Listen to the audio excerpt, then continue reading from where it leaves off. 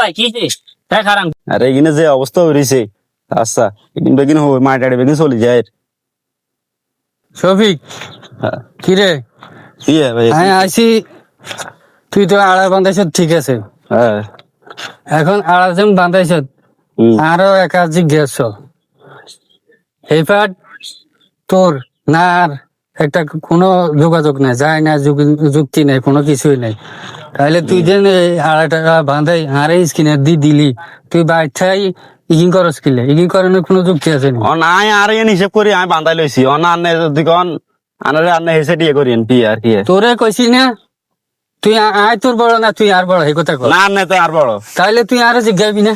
তা আনে জিগে মুখি আয় আর কোন বান্ধি লইছি তোর বউ সলা ধরে তুই আর লগে ইগিং করস আট। ভাই কি তাই খারাপ কি সমস্যা কি আপনাকে এই যে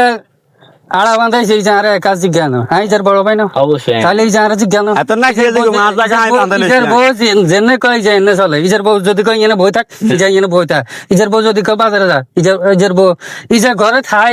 ইজার বউ ঘরে বাজারে কিনলে। অন ভাই শুনেন আপনারা যেদিন শুরু করছেন গ্রামের মানুষ আপনার বিভিন্ন জনে বিভিন্ন কথা কর আপনার বাপ মরি ভাগে আপনাকে দোনো বাইরে জায়গা বাঘ ঘুরে দিয়ে গেছে আপনার জায়গা আপনার কাছে হেদের জায়গা হেদের কাছে আমরা এখান থেকে কিলাকিলি করেন মানছি কি কর ইজার দিন আড়া বান্ধাইছে এই যে আরে কাজ জিজ্ঞেসি না ইজার বড় ভাই না। অবশ্যই আর আপনার বড় ভাই তো আপনি এটা জানানোর দরকার ছিল, এখন যেহেতু আপনি অন্যায় করিয়ে লাইছেন